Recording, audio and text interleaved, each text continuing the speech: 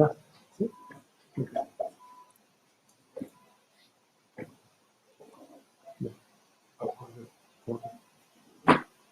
Muy buenas tardes, estamos iniciando el día de hoy, agradeciéndoles por su presencia en Reflexiones Radio.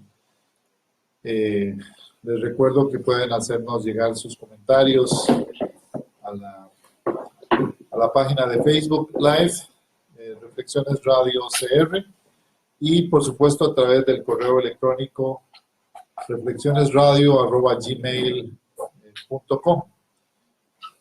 También a través de nuestra página de Twitter, y por supuesto les agradecemos muchísimo a todos los que nos han escrito y les agradecemos muchísimo la audiencia de este programa que va ya conquistando más de 24 países en el mundo a través de las plataformas de Radio Surquí y por supuesto de su programa Reflexiones Radio. El día de hoy con un invitadísimo súper especial que ya pasaremos a presentar, pero como en todos los programas, y bueno, aprovecho para excusar el día de hoy a mi colega Juan José Romero, que está de vacaciones, aprovechando el puente del feriado, y le enviamos un cordial saludo, estoy seguro que nos está escuchando a través de la internet, y por supuesto a él y a su esposa les deseamos una muy bonita vacación en estos días. Pero antes de empezar el día de hoy, queríamos empezar con una pequeña canción, como siempre en nuestro programa, y lo dejamos con música para iniciar nuestro programa.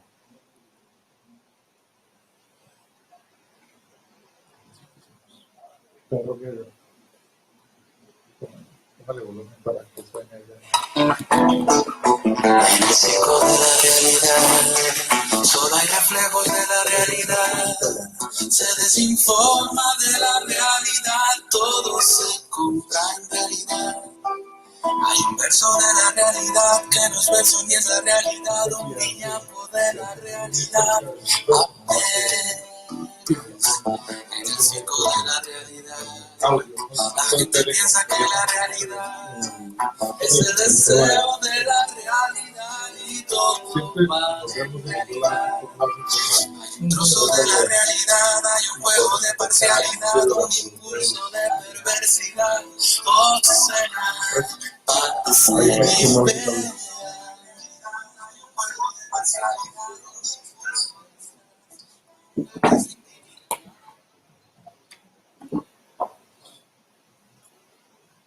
Regresamos a Reflexiones Radio y les agradecemos su presencia. El día de hoy les contaba con un invitado súper especial a nombre de el Café Santa Cecilia, de la finca de la Universidad Nacional. Queremos, por supuesto, invitarlos a tomarse un café y en la versión orgánica, por supuesto, muchísimo más calidad para el ambiente y para este país. Vamos a presentar a nuestro invitado de hoy, el doctor Oldemar Rodríguez Rojas. Y empezamos siempre en nuestro programa, Oldemar, con una presentación de quién es nuestro personaje, porque además nos encanta ver la persona detrás del personaje. Dónde nació, digamos sus primeros años de infancia, cómo es que se convirtió ese personaje en un científico tan destacado como lo es el día de hoy, de lo cual vamos a hablar a posteriori. Pero me gustaría preguntarte quién es Oldemar Rodríguez. Leiner, bueno, muchísimas gracias por la invitación. La verdad, un gusto, como siempre, estar acá en la Universidad Nacional. Bueno, yo vengo de allá de Santa Gertrudis del Norte de Grecia, de calle San José propiamente. Vengo de una familia grande. Nosotros somos 8 hermanos, total, pues con mi padre, que ya falleció, mi madre, 10. Estudié allá en la escuela Urbano Oviedo de Santa Gertrudis del Norte, que es una escuela pequeñita y sigue siendo muy pequeña. Luego, pues hice mis estudios allá en el Liceo León Cortés Castro de Grecia. En aquellas épocas solo había 2 colegios en Grecia. Luego, pues inicié mis estudios en la Universidad de Costa Rica. Allá en San Ramón hice estudios generales y mis primeros cursos de matemáticas. Luego Hice mi bachillerato y licenciatura en matemáticas puras en la Universidad de Costa Rica. Antes de que continúes Sí. con esa formación, que Claro. además es larguísima, quisiéramos que nos cuentes un poquito alguna anécdota de la escuela o del colegio que te venga a la mente y que sea, digamos, una primicia para reflexiones. Es decir, que sea algo que probablemente el común de las personas no conoce de Waldemar Rodríguez. Algo que te marcase, digamos, algún evento en la escuela o a inicios en el colegio, etcétera, algo que te recuerdes ahorita. Sí, bueno, siempre recuerdo que pues en aquella época frente a mi casa allá en calle San José pues no pasaba bus todavía, que la calle todavía era de piedra. Y en aquella época el colegio era en 2 jornadas, en la mañana y en la tarde, y había 1 hora y media para almorzar. Entonces yo venía en bus desde el liceo hasta Santa Gertrudis Norte, pero a la casa de mi abuela, a almorzar. Entonces todos mis hermanos, siempre éramos 3 o 4 los que estábamos en el colegio, nos veníamos para que mi abuela nos diera con almuerzo en Santa Gertrudis Norte. Y de ahí nos devolvíamos a la jornada de la tarde en el colegio. Ya en la tarde cuando regresábamos, pues siempre teníamos que caminar aproximadamente 1 kilómetro de Santa Gertrudis Norte de calle San José en la mañana y en la tarde, porque el bus no entraba porque la calle era larga. Sí. O sea que en realidad era una época difícil. Decidir estudiar no era fácil en esa época. No era fácil, no eran muchos, ¿verdad? Los que en aquella época iban al colegio y menos a la universidad. ¿Y a quién se le ocurrió? ¿A tu papá o a tu mamá? Esa fascinante idea de enviarte al colegio. Bueno, a ambos, aunque mi padre siempre recuerdo que él decía que quedé dicho que había tenido 5 hijos hombres, varones, porque tenía 5 peones para la finca. Claro. Al final todos estudiamos y creo que ninguno nunca le ayudábamos en nada. ¿Y qué es lo que sembraba tu papá? Mi padre me sembraba café, precisamente, principalmente y caña de azúcar. En esa zona de Santa Zona Gertrudis. Santa Gertrudis Norte, Santa Gertrudis Sur. Claro, claro. Bueno, y con Waldemar además compartimos esa particular situación de que venimos ambos de esa zona, Sí. de Santa Gertrudis, él de Santa Gertrudis Norte, ¿verdad? Y yo de Santa Gertrudis Sur, pero además de un distrito que se llama San José, que es un distrito grande, ¿no? En esas dos regiones. Sí. ¿Y cómo es que terminas decidiendo estudiar matemática? ¿Por qué estudiar matemática en la Universidad de Costa Rica? ¿Por qué esa carrera? Me imagino que cuando le dijiste a tu mamá o a tu papá que ibas a estudiar matemáticas, seguramente se extrañó. Pensaba que ibas a estudiar administración o que ibas a estudiar, no sé, para abogado, para doctor. ¿Qué fue lo que pasó en la casa cuando llegaste con esa fascinante idea? Sí, en realidad, bueno, mi padre en paz descanse siempre decía que me iba a morir de hambre, porque no nací ingeniero o algo Algo que valga la pena. que valga la pena y que tenía algunas perspectivas de tener trabajo. Pero en realidad a mí me inspiró, y aprovecho para saludarlos, y por ahí nos escucha un profesor de matemática del Liceo León Cortés Cacho que se llama Norato Venegas. Okay. Y yo en realidad quería ser profesor de matemáticas. Claro. No pensaba en ser matemático puro, ni tenía muy claro que eso existía. Y yo ingresé a la Universidad de Costa Rica, de hecho, a estudiar enseñanza de las matemáticas. Claro. Y hice toda la carrera de educación. En aquella época, la carrera de matemático puro y de enseñanza de las matemáticas eran exactamente iguales en la parte de matemática los 2 primeros años. Cuando iba a ingresar al 3er año, en matemática hay un curso muy difícil, que se llama Análisis Matemático 1. El director de la escuela en aquel momento, que se llama Bernardo Montero, ya se pensionó, a quien agradezco mucho, me dijo: mira, Waldemar, me parece que usted, ¿por qué mejor no se va por el lado de la matemática pura? Y no sigue con la enseñanza. No se desperdicia en la enseñanza, más o menos. Algo así me quiso decir: sí, véngase por este lado, que estamos los matemáticos más duros y la ciencia más brava. Y yo dije, bueno, yo le tenía mucho miedo al curso, la verdad. Yo dije, bueno, si él me lo dice, lo voy a intentar. En el peor de los casos, pierdo el curso. Y me devuelvo. Y me devuelvo. Perdí 6 meses o un año y sigo en la carrera que yo quería. Pues dichosamente, pues, me fue muy bien. Claro. Le agradezco el consejo a él y terminé prácticamente terminando las 2 carreras. Porque la enseñanza no me logré graduar porque nunca hice la práctica profesional en un colegio. Sí, Pero hice toda la carrera. claro. O sea que sos un matemático y además un maestro. de formación, Sí, en la parte básica, digamos. sí, en realidad yo me siento un maestro y si algo disfruto es dando clases. Claro. Yo no soy de los que se enojan porque lo ponen a dar clases y lo ponen a dar un curso básico, al contrario, eso me motiva mucho y me llena de juventud incluso. Claro, claro. Y bueno, estamos hablando de los 80, ¿no? Más o menos en qué época. 1984, 85, Estás hablando de la universidad, cuando sí, termina la universidad. sí. ¿Cómo era la Universidad de Costa Rica en los años 80? Porque fuiste a hacer la carrera de matemática al campo central, supongo. Sí, Ya la general es en San Ramón y la carrera en el campo central. Para los que nos escuchan y para los millennials que nos ven, ¿cómo era la Universidad de Costa Rica en esa época? bueno, yo siempre he dicho que era una universidad, bueno, y por supuesto lo sigue siendo de primer nivel mundial. Cuando yo llegué a la escuela de matemáticas, ya había profesores como William Alvarado, que había hecho su doctorado en Leningrado, Ricardo Estrada, que había hecho su doctorado en de las universidades más prestigiosas de Estados Unidos, y teníamos ya una plana de profesores, todos con sus doctorados, que nos daban un nivel que no tenía nada que envidiarle a las mejores universidades del mundo en aquel momento. Y después cuando los que tuvimos la suerte de ir a estudiar afuera, nos dimos cuenta de que no teníamos nada que envidiarles a las mejores universidades del mundo. Ahora, ¿cómo es la vida de Oldemar en la universidad, viniendo de una familia más o menos humilde, agricultora, teniendo muchos hermanos? Es decir, me imagino que estudiaste con beca, o fue una situación particular. Sí, sí, yo vivía en una residencia estudiantil, viví cerca de 5 años. Y al principio me vine a vivir en una residencia con compañeros del Liceo León Cortés. Eso duró un año. Claro, Luego viví otro año con algunos otros amigos que había hecho. Y luego pasé casi 4 años en una casita que se llamaba la Casita del Estudiante de Matemática, ok, que era una residencia estudiantil de la Universidad de Costa Rica, pagada por la universidad y en donde habíamos solo estudiantes de matemática y algunos colados de computación.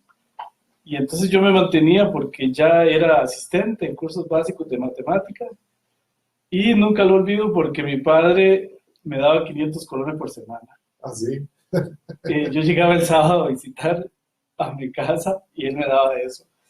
Era religioso. Era religioso, él me daba eso para que yo Gastara. gastara Y durante más o la menos semana. como cuánto te alcanzaba con eso. Y me alcanzaba, mi asistencia era de 2.500 colones. Eso me completaba unos 3.000, 2.500 colones por mes. Claro, Me alcanzaba unos 4.500 colones y eso me alcanzaba y básicamente para comer. para comer. Porque te pagaba la residencia. Y ya la universidad me pagaba la residencia y increíblemente, yo siempre los guardo ahí, incluso para comprar libros. Así Yo es. tengo libros de esa época, libros que venían incluso de la Unión Soviética y ese tipo de cosas, los compraba. 2.000 colones que me daba mi papá por mes podría sonar muy poco ahora, no era mucho, pero era un gran sacrificio para él, Claro, que tenía claro, 8 claro. hijos.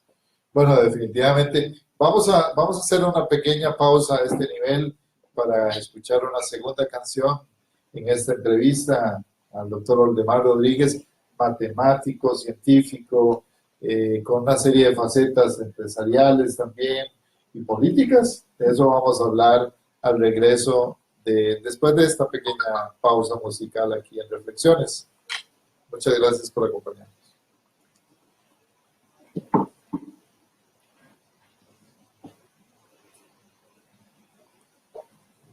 El tiempo se nos va volando. Sí, parece mentiras. ¿Y cuánto dura? Una hora. Una hora. Sí, pero no parece que una hora es muy largo. Sí, sí, Pero se va pareciera. muy rápido. Entonces lo que hacemos es que siempre montamos un poco la entrevista en etapas y terminamos más con la parte más dura de la entrevista, Sí, con el eje sobre el cual montamos el título. sí. Pero autoengañamos al entrevistado. Está muy bien, me parece muy bien la guía que le vas dando. ¿Cuál es esta canción? Alberto Cortés, Parábola de uno mismo.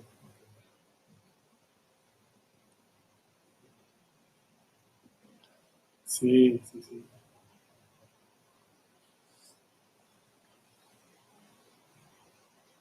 Ya. Regresamos a Reflexiones Radio en esta tarde de invierno, además previa a la romería a Cartago. Queremos enviarle un saludo a todos esos romeros que han iniciado su viaje y también pues, a los que están apenas preparando su equipaje y también pedirle a todos los costarricenses que van en la calle que tengan en cuenta en este día, particularmente que hoy camina mucho costarricense, mucho hermano por la calle, que tengamos muchísimo cuidado en no acelerar, en tener cuidado en las esquinas por donde pasan muchachos, muchachas, jóvenes, niños y personas adultos mayores que hacen esta tradición, ya sea que compartamos o no la fe sobre la cual se hace la tradición, pues que tengamos la prudencia y que no vayamos a llenar de dolor a ninguna familia en esta romería. Agradecerles su presencia en Reflexiones Radio, por supuesto, invitarlos a que nos escriban a través de reflexionesradiocr@gmail.com y que nos escuchen a través de la plataforma de Radio Surquí o a través de nuestra radioteca en días posteriores. Y les agradecemos, por supuesto, la atención a todos los que nos escuchan fuera de nuestras fronteras, que cada día son más, por cierto, que nos escuchan ya desde 24 países distintos. Agradecerles su presencia en Reflexiones Radio de esta tarde. Nos acompaña esta tarde un invitado muy especial con el que iniciamos con una breve, digamos, historia de su vida y terminamos cuando termina la universidad y aparece, digamos, toda esa experiencia que significa para un muchacho en aquel entonces, me imagino de 21 o 22 años, iniciar una carrera internacional fuera del país. Cuéntanos un poquito de toda esa experiencia, cómo es que logras tener tu primer beca para irte a estudiar afuera del país. Sí, luego de haber estudiado en la Universidad de Costa Rica Matemáticas y el Tecnológico de Cartago, yo estudié computación. ¿Al mismo tiempo? Sí. Me gradué en el Tecnológico hasta la maestría en computación. Muy bien. Por ahí del año 87, 88, pues yo ya tenía mucha intención de irme a estudiar a Francia, donde estaba el profesor Edwin Didet, que fue con quien hice mi doctorado, y a mí me interesaba esa parte de la matemática, que es una matemática muy orientada a la estadística, lo que se conoce como análisis de datos. La Escuela de Matemática mantenía una beca permanente del gobierno francés, y yo me iba a ir luego de que venía el profesor Javier Trejos. Resulta que en esa época los socialistas perdieron en Francia y le quitaron la beca a la Universidad de Costa Rica justo cuando yo me iba a ir. Entonces, me dio una época ahí de revolucionario, me fui para Nicaragua. ¿En serio? Y allá estuve ayudando a la revolución. Después me fui para Guatemala y estuve dando clases allá en la Universidad de San Carlos, de análisis numérico. Luego regresé y dije, bueno, voy a seguir con mi proyecto del doctorado y empecé a estudiar inglés, ¿verdad? Allá en nuestras escuelas no enseñaban inglés para tratar de irme a Estados Unidos. Estudié varios años inglés hasta que logré ganar el TOEFL y fui admitido en la Universidad de Georgia, en el Instituto Tecnológico de Georgia, y me dieron una beca Fulbright La SPAO. Curiosamente, eso fue a mediados de los 90 ya. Okay. O sea que hiciste un break largo. Sí, un break largo. Digamos, de grado y posgrado en Costa Rica, digamos, en maestría tecnológica. Sí. Una experiencia como docente y revolucionario en los países de Centroamérica. Y luego retornar a estudiar inglés para volver a empezar. Sí, porque tenía muy clara la meta de irme a hacer mi doctorado, pero bueno, sí, había pasado ya como 5 o 6 años de mi época, así un poco más casi hippie. Ok, muy bien. Y bueno, ya había sido admitido en el Tecnológico de Georgia, me había costado mucho ganar el TOEFL. Y en eso da la casualidad de que el profesor Didet viene a Costa Rica, que era con quien yo siempre había querido estudiar a dar al Congreso Latinoamericano de Matemáticas, que era en Costa Rica. Él me veía hacer una presentación, que por cierto fue de Santa Clara, allá en San Carlos. Okay. Donde yo tuve el atrevimiento de modificar un método que él había hecho, que se llama el método de las nubes dinámicas. Él ese día me vio, estaba en el auditorio, y al final de la conferencia mía me dice, quiero hablar con usted. Y yo, muy bien, sí, me dice, vaya por favor en la noche a mi hotel y viene a hablar conmigo. Yo fui efectivamente en la noche y me dice, mira, es que yo quisiera que usted se fuera a hacer estudios de doctorado conmigo. Y yo dije, wow, ese siempre había sido mi sueño, no lo había podido hacer. Yo le dije, claro que sí, con mucho gusto, pero yo no hablo nada de francés. Hablaba poco porque había estudiado, ya se me había olvidado todo. Y me dice, no, eso no hay ningún problema. Hablamos en inglés, escribe su tesis en inglés. Y en efecto, eso fue en el 96, finales, en el 97 ya estaba en Francia haciendo estudios doctorales con él. Wow. O sea, como dicen las cosas que pasan en la vida, ¿no? O sea, te habías preparado para ir a estudiar a los Estados Unidos, obtienes tu beca, obtienes la oportunidad y finalmente llega la oportunidad de tu vida en Francia. Sí. ¿Cuánto tiempo estás en Francia? Porque tengo entendido que además fuiste de los graduados más rápidos, de un doctorado en Francia. Sí, pues fui y de hecho yo duré menos de 2 años terminando el doctorado francés, que normalmente dura mínimo 5 años. De eso, seguramente para quienes nos escuchan y quienes nos ven en Facebook Live, Oldemar es una persona tremendamente humilde, pero este es uno de los logros de un científico costarricense, yo diría que muy probablemente casi que para un récord Guinness. Un doctorado de 5 años en la Universidad de París, una de las universidades más prestigiosas del mundo, que termina en 2 años. Además, lo hace en inglés, que es su lengua alternativa y que apenas estaba terminando de formarse en esa lengua. Es decir, estamos ante una verdadera eminencia desde el punto de vista científico y lo hace en métodos matemáticos para estudiar el tema de los datos.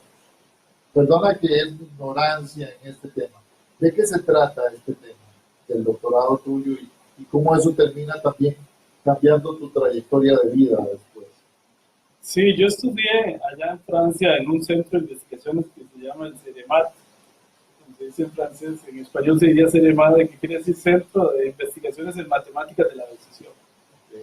Y ahí se estudiaba un enfoque un poco diferente al clásico del análisis de datos. Una estadística, pero más del lado de la matemática. Y los franceses tenían una máxima que hoy por hoy ya se acepta casi en todo el mundo, y es: no asuma que los datos siguen un modelo. Es al revés. El modelo, los datos no deben seguir un modelo, el modelo debe seguir a los datos. Entonces los franceses son menos dados a usar distribuciones de probabilidad y este tipo de cosas y usan métodos más exploratorios. En aquel momento ellos le llamaban el análisis de données o el análisis de datos. Eso ha ido evolucionando, luego en Estados Unidos se le empezó a llamar más bien minería de datos. Ajá. Hoy se habla de Big Data, de ciencia de datos, que son modelos que van orientados a analizar mucho más datos, pero que además son mucho más exploratorios. Hay menos teoría detrás y más digamos, dejar que los datos te digan lo que está pasando. Exacto. Tratando de evitar elementos conceptuales, digamos, que estorban a la hora de estudiar Sí. Los datos. Por decirlo así, el ser humano todavía no ha llegado a entender qué es lo que pasa detrás de la compleja realidad y es mejor que la compleja realidad se explique a sí misma. Exacto. Por ahí va. Por ahí va. Bueno, no estoy tan mal en esta ciencia de datos. ¿Y qué pasa después? Porque terminas en 2 años y de repente tu carrera académica de alguna manera explota, ¿no? Me imagino que al regresar obtienes alguna plaza en la universidad. ¿Cómo entras a la Universidad de Costa Rica? ¿Cómo es que terminas también en la Universidad Nacional? Cuéntanos un poquito de esa historia universitaria. Esa historia es muy interesante, sí. Yo en realidad gané un concurso de antecedentes para entrar en plaza a la Universidad de Costa Rica antes de irme a hacer el doctorado. Pero de esas situaciones de la vida que uno cree que son malas y al revés, y al final todo se vuelve a favor de uno.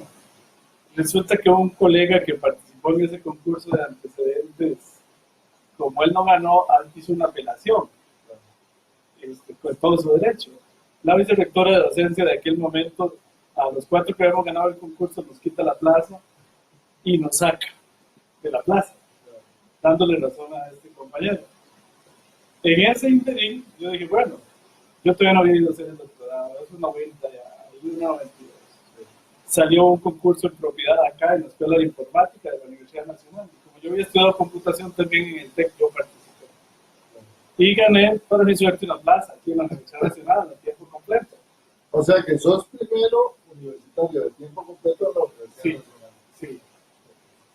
En el interín de todo eso, Rodrigo Arias, que es conocido ahora por este tema de los actuariados, el estudio actuarial de la caja, todo esto, y yo, que habíamos ganado esa plaza, presentamos un recurso ante la Sala Constitucional, el cual tardó como 4 o 5 años. Luego la Sala Constitucional nos da la razón y nos devuelve la propiedad en la universidad. O sea que te quedan 2 propiedades a tiempo Y completo. entonces ya tenía 2 propiedades a tiempo completo, lo cual es, en el fondo, Sí.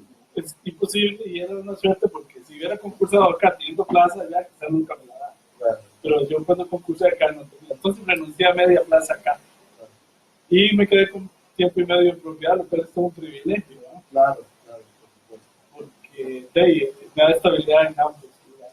Sí, pero además le permite a la Universidad Nacional, como decimos allá en el campo, trabajar con un científico y un profesional, pues de verdad, muy, pero muy especializado y además me imagino que acá das más docencia y en la Universidad de Costa Rica haces un poco más de investigación. ¿Cómo distribuyes tu tiempo?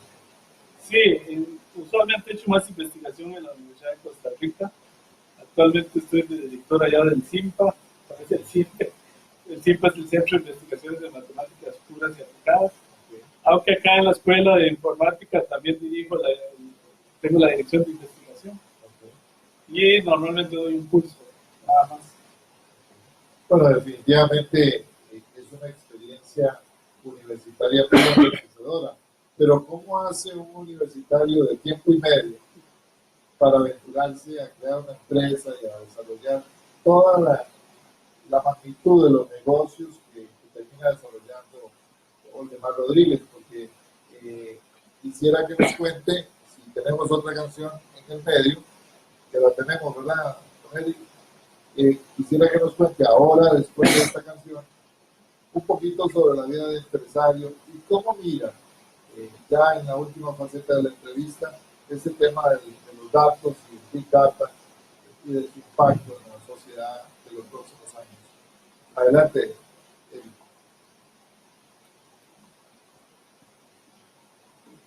¿Cómo te vas sintiendo? ¿Vamos bien? Muy bien. Esta canción es Puerto Viejo de Madeleine para como sé que está en Puerto Viejo. Sí, ahora se la presentamos.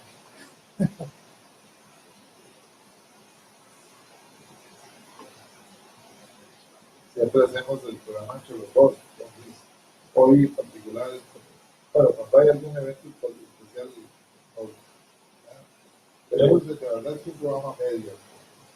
Así podemos tener esa flexibilidad y que si alguno no puede, lo hacemos individual. Sí, es bueno. Por ejemplo, el desayuno de la 11 es el único que me gusta más, el que hace el cuyo y Ronald. Ah, sí. Y ellos hacen una pareja muy buena. Y a veces no está uno con otro. Sí. Y Tomás es igual, porque no es más científico puro, entonces sí, está más como, ¿verdad?, el área de las disciplinas duras, yo más me encargo de las disciplinas no tan duras. Sí, bueno, hoy porque además te conozco que estaría más sentido lo que dices. Sí. ¿Cuál es la de Puerto Viejo? Puerto Viejo de Madeleine. No, pero Reiteramos nuestra invitación a que nos escriba a reflexionesradio@gmail.com a que nos siga a través de la plataforma de Facebook Live y agradecerles a todos los que nos escriben comentarios, nos ponen sus preguntas y que pues, en lo posible vamos a seguir respondiendo. Agradecerles por su presencia y por supuesto un saludo muy cordial a nuestro coproductor Juan José Romero, que se encuentra en Puerto Viejo, y por eso le pusimos la canción de Ana Belén para que nos recuerde allá en esa hermosa playa en el Atlántico caribeño de nuestro país. Desde acá le mandamos un saludo muy fraternal. Seguimos con la entrevista y estábamos en esa aventura universitaria que seguramente es muy rica, pero Oldemar también tiene una faceta de empresario. ¿Dónde empieza y por dónde va la faceta de empresario? Bueno, esa es una parte muy interesante. Sí, yo regreso en el año 99, a finales, a Costa Rica, y tuve la grandísima suerte de ganar el Premio Nacional de Ciencia y Tecnología, el Florito Picado. Entonces yo digo que fui famoso como por una semana. Famoso en los periódicos, apareciste en Noticias Repretel, ahí diciendo nombres, y aparecí en la primera página de un periódico. Claro. Y entonces, gracias a esa pequeña periodo de fama, me vio alguien que usted conoce muy bien, que es Roy Vargas, un empresario, emprendedor, a quien le tengo un aprecio y un cariño grandísimo. Y aprovecho para saludarlo si en algún momento ve la entrevista. Y él, que es un emprendedor innato, ¿verdad? Llega a buscarme allá a la oficina. Yo era director de la maestría en matemáticas. Porque a él le interesó el tema y él siempre ha trabajado en temas de computación, informática. Y me dice, es que yo quiero ver eso que usted habla, que trabajó en datos. Yo le veo a eso un futuro muy grande. Y le mostré algunas cosas. Luego él llegó con algunos empresarios, con Juan José Flores, más adelante con don Richard Beck.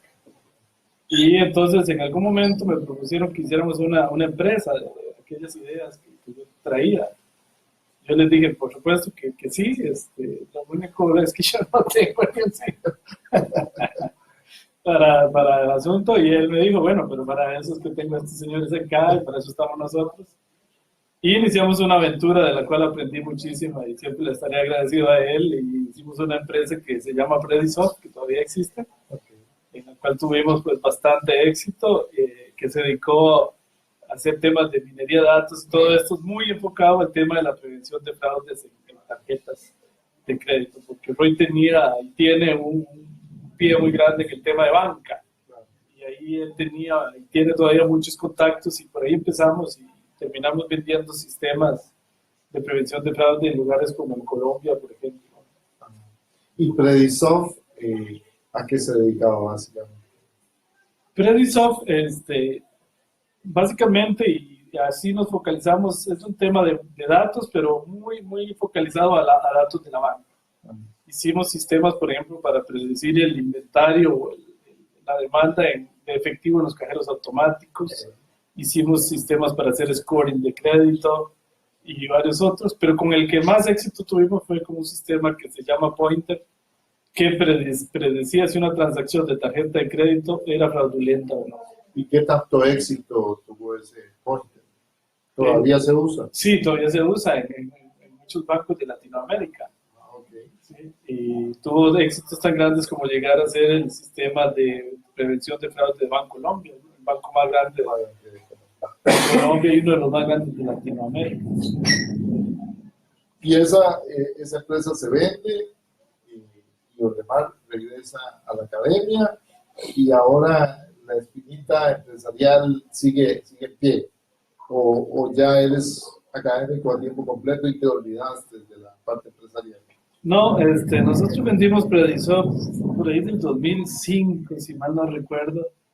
Yo había firmado un non-disclosure agreement por algunos años, entonces volví a la universidad a tiempo completo, en donde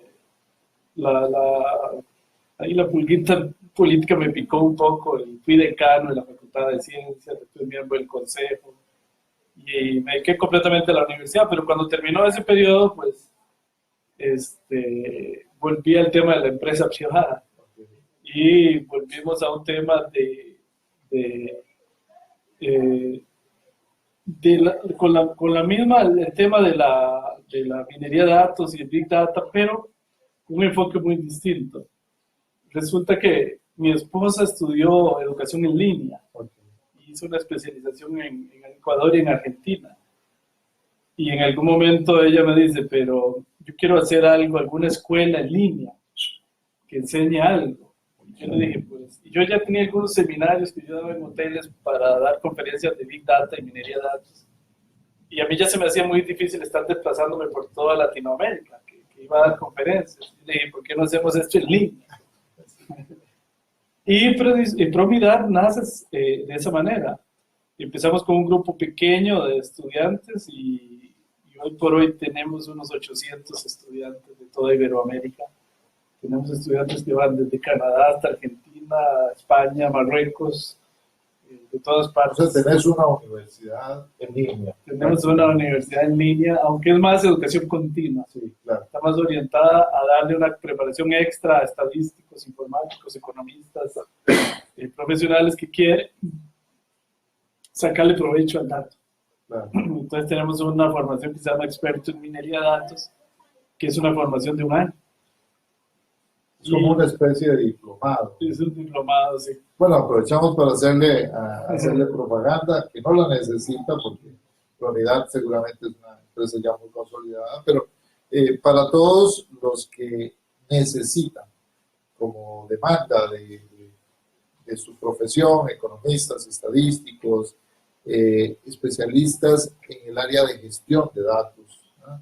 Muy probablemente también todo lo que son directores bancarios o que tienen a su cargo entidades que usan los datos de manera continua, de manera permanente, les recomendamos este diplomado que se ofrece totalmente en línea. 100% en línea.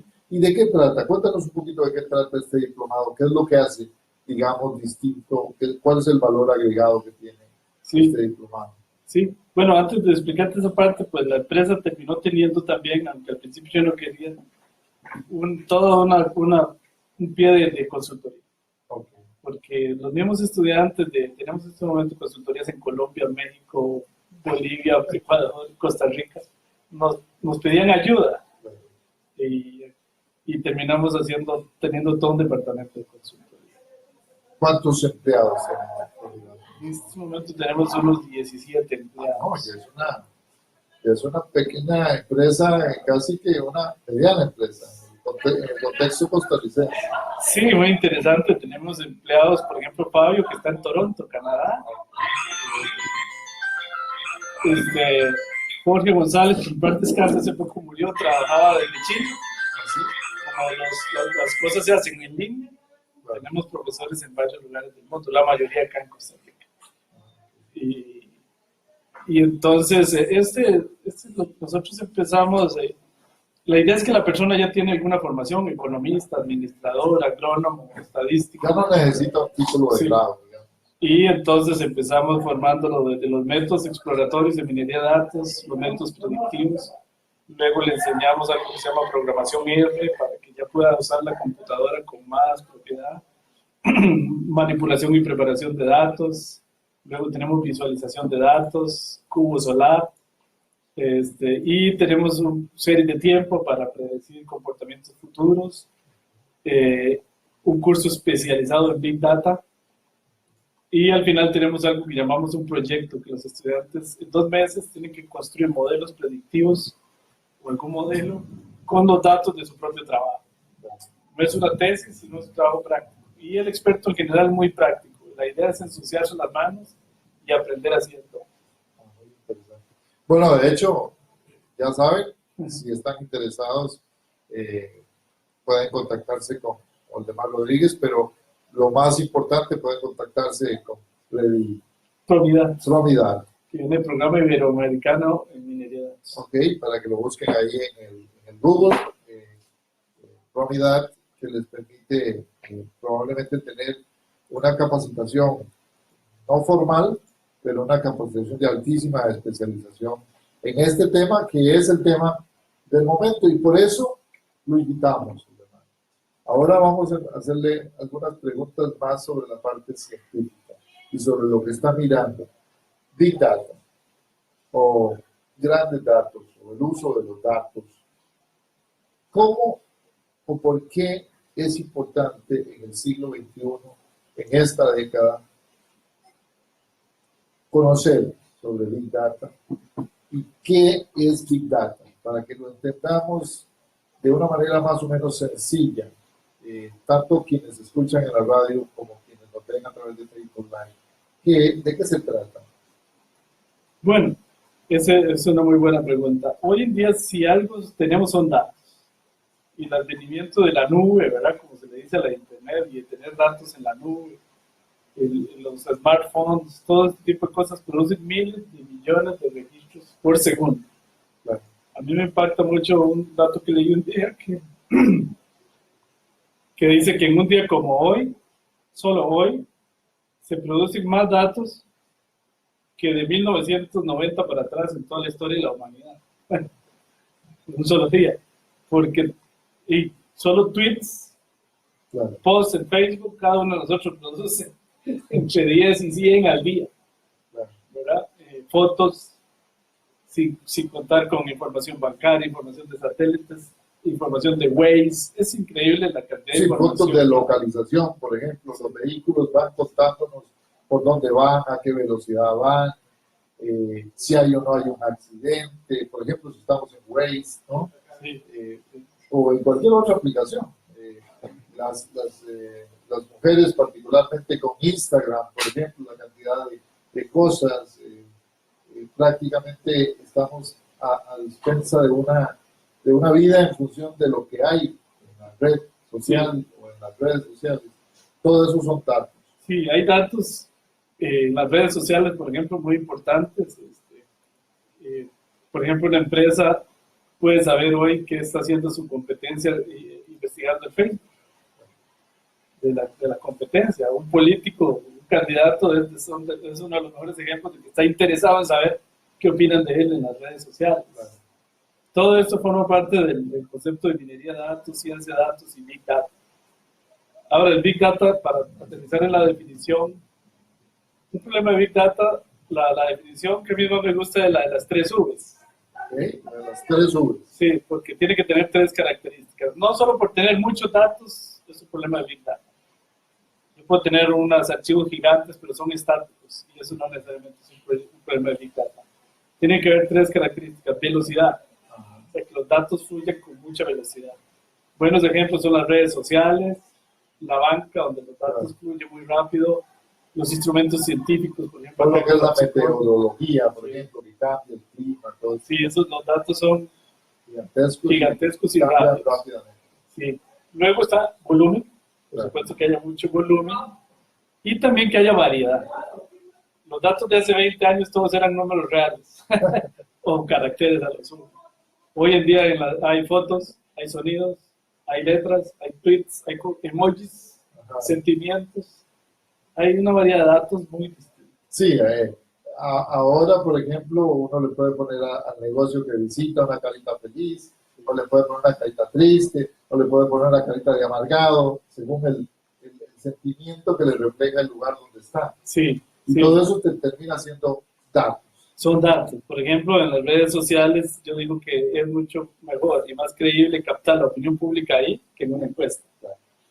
Porque yo paso una encuesta, hoy por hoy, sobre todo la juventud ya no quiere responder en una encuesta lo que piensa, además cambia rápido. Sí.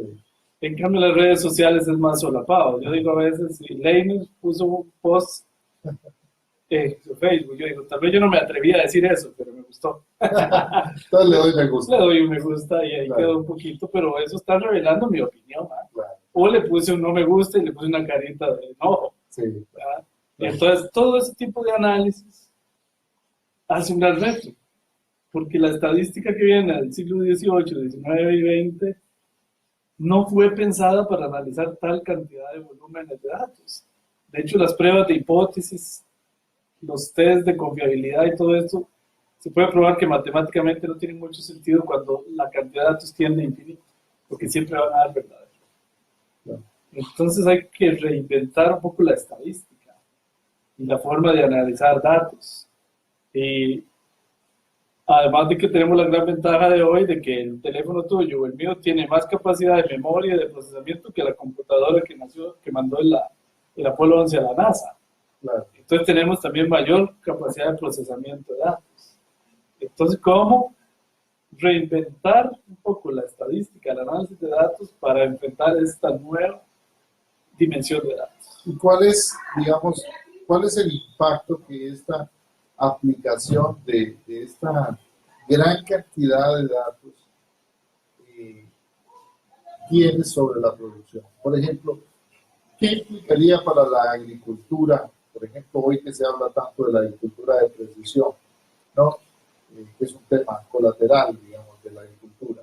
¿Qué implicaría que esa área del conocimiento se imbuya dentro del tema de manejo de Big Data o de datos en grandes proporciones para, por ejemplo, el manejo de cultivos o el desarrollo de ese tipo de actividades?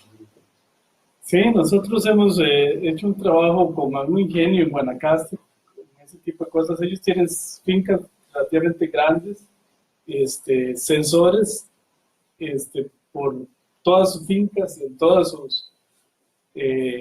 Sensores del clima, del manejo clima, del agua, de los temperatura, abonos, les genera una cantidad de información que es verdadero Big Data. Con eso se pueden empezar a hacer análisis exploratorios y predictivos para saber qué tipo de tratamiento se le debe dar a cierto tipo de terreno y qué otro al otro.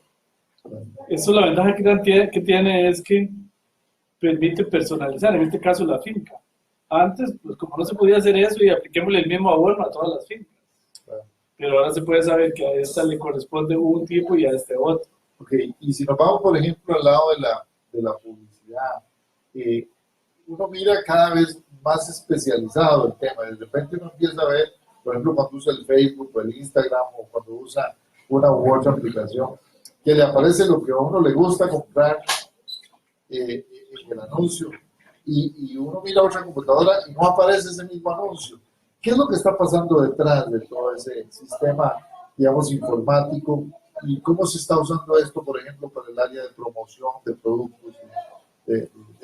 Promocionar el producto que al final es un cliente, ¿no? Sí, sí, eso es una rama de la minería de datos que se llama algoritmos de recomendación, que lo empezó a trabajar Amazon con grandísimo éxito y ahora lo trabajan casi todas las compañías, por lo menos grandes en Estados Unidos. Y en efecto, yo entro a mi Facebook, entro a mi Yahoo y veo un anuncio que corresponde a mi perfil. Y digo, wow, ¿por qué me ponen eso a mí? Claro, hay todo un proceso de minería. Ellos están captando todo lo que no hace la red. Claro. Y lo están analizando a través de este tipo de cosas Sí, que se llama minería de datos. Sí, hacen una segmentación. El sistema más básico es así, hacen una segmentación de los millones de clientes. Yo caigo en un segmento, en un cluster, y dice, mire, Waldemar Rodríguez está en este segmento. En este segmento también cae Leiner Vargas. Pero Leiner compró un cartucho de impresora y Waldemar no lo ha comprado. Se lo voy a recomendar. La probabilidad es alta de que él también necesite eso. Claro. Entonces ahí se dice, wow, de verdad, ¿por qué me está poniendo esto? Claro, Sí, claro. porque se lo está recomendando de manera inteligente. Sí. O sea, es el uso inteligente de los datos, en este caso para la promoción, para la publicidad, y eso significa que probablemente las empresas que no entren a esto se van a quedar rezagadas en el proceso digamos, de la modernidad del siglo XXI. Sí, definitivamente. Definitivamente las empresas grandes o pequeñas que no entren en esto se van a quedar atrás. Y digamos, ¿qué otras áreas del conocimiento están viéndose alteradas? ¿Cuáles son los ríos que se están revolviendo producto de este desarrollo tan acelerado del Big Data? Hay una parte de la minería de datos que se conoce como web mining, o minería de la web, que es una de las más importantes.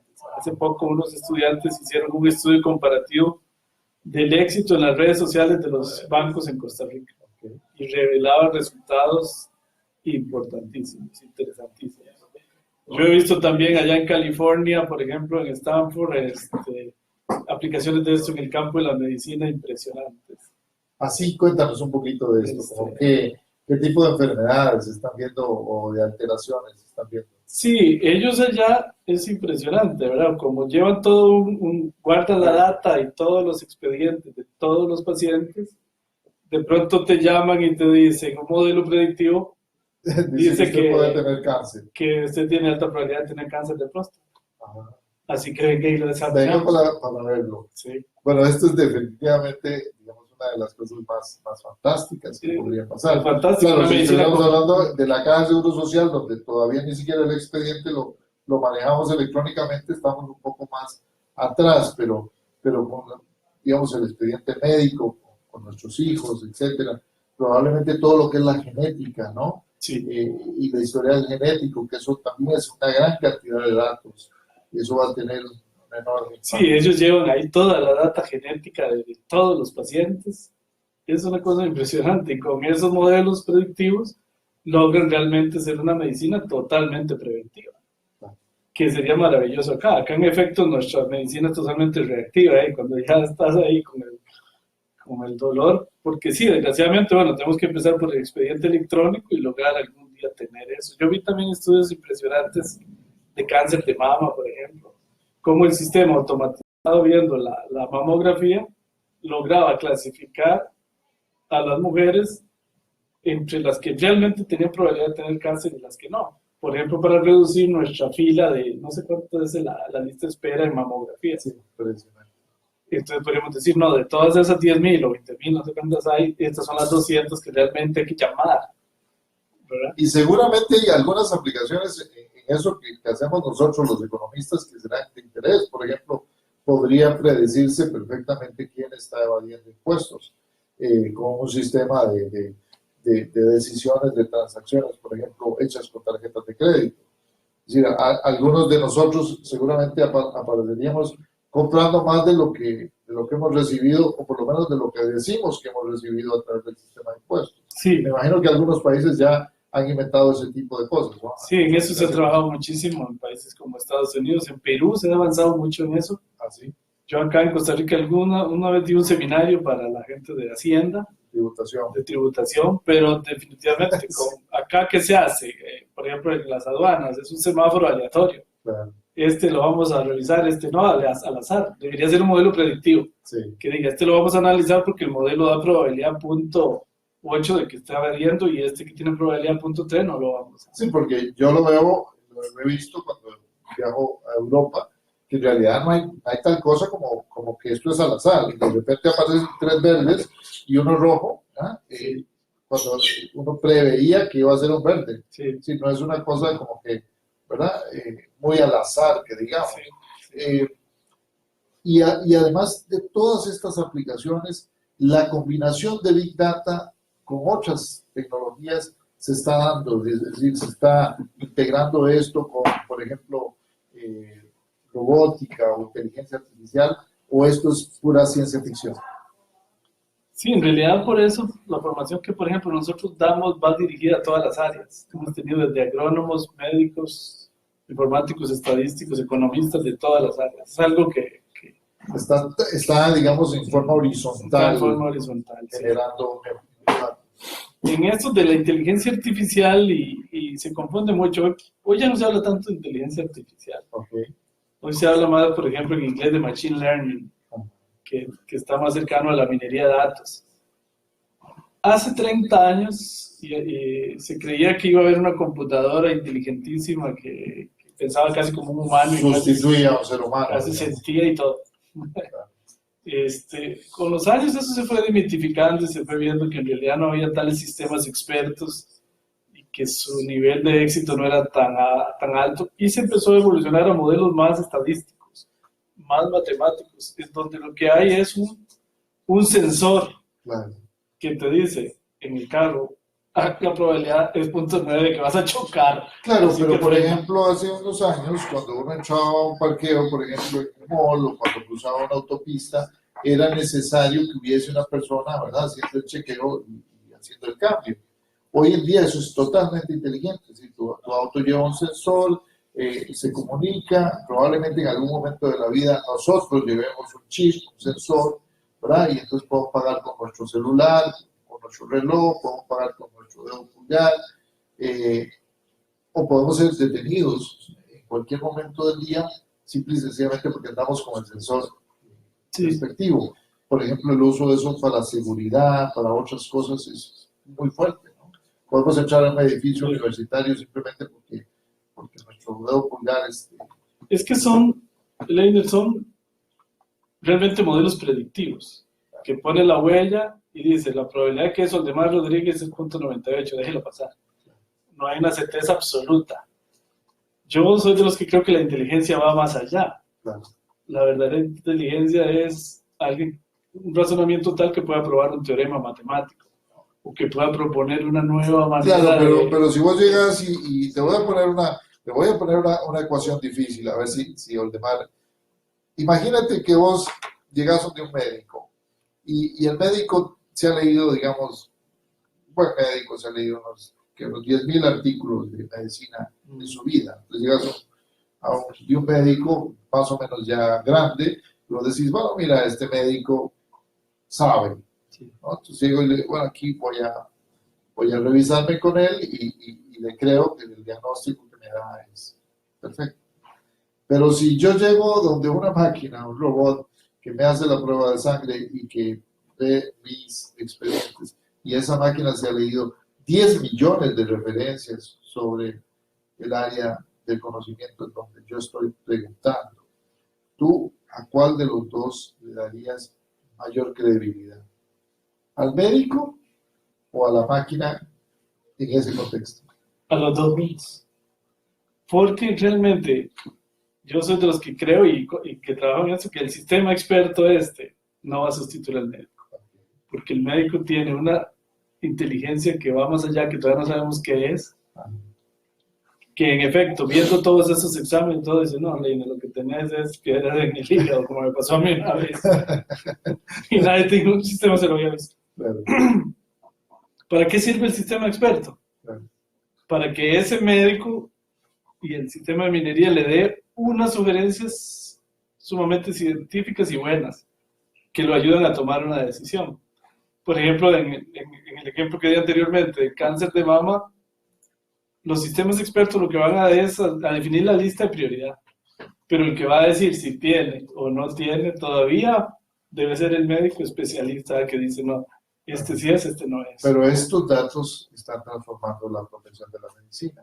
Eso significa que vamos a tener que reeducar a buena parte de nuestros médicos, a buena parte de nuestros especialistas en casi todo. Sí, todos tenemos que educarnos para ser capaces de usar ese tipo de tecnología. O sea, eso de que nos tocó a nosotros dos y a mucha gente en la universidad, que por cierto nos miran en reflexiones, muchos universitarios, por dicha, de nunca salir de estudiar, es decir, de quedarnos estudiando permanentemente, pareciera que es la tarea de todos a partir de esta revolución industrial.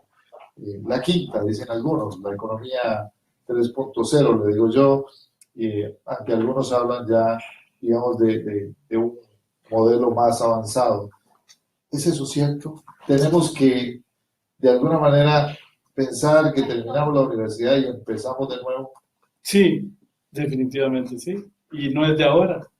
El profesor Francisco Ramírez, allá en matemática, cuando me dio análisis 1, análisis matemático 1, él decía, lo único que yo quiero que ustedes aprendan en este curso es aprender.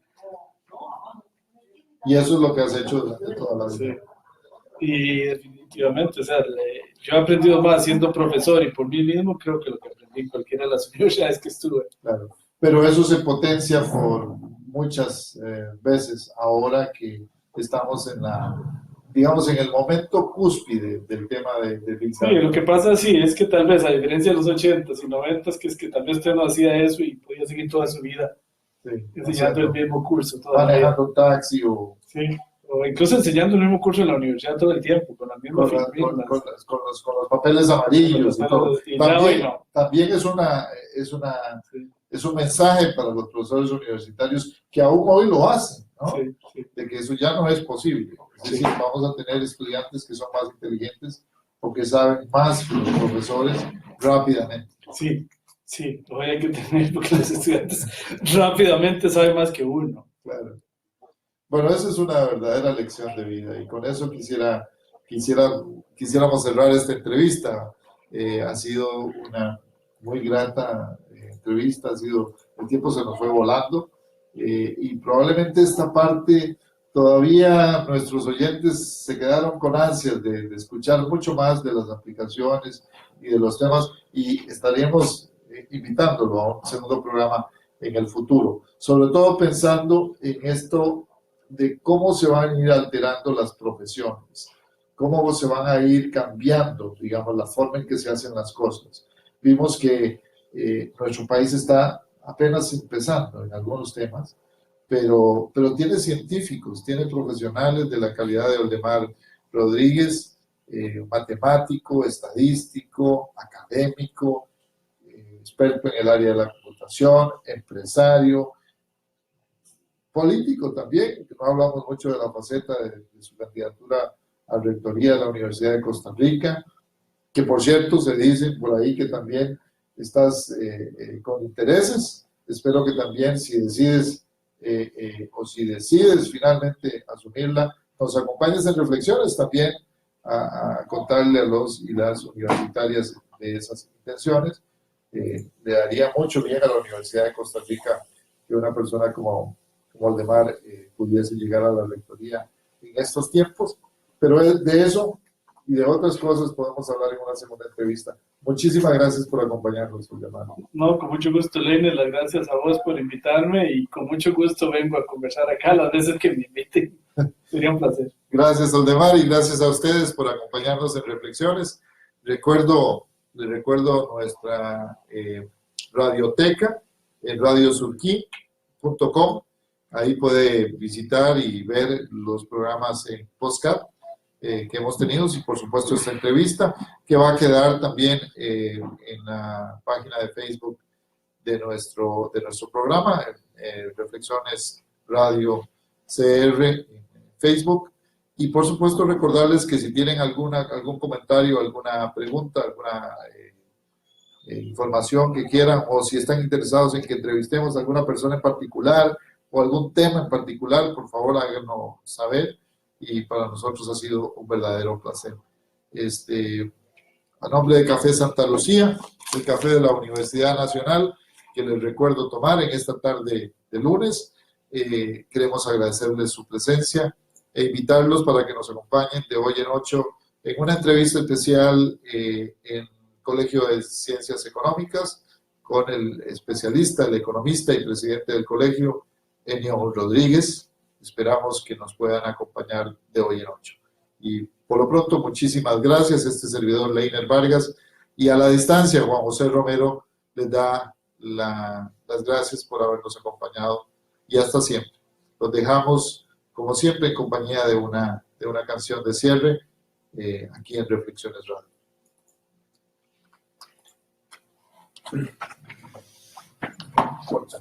Muy interesante el video. Muchas gracias.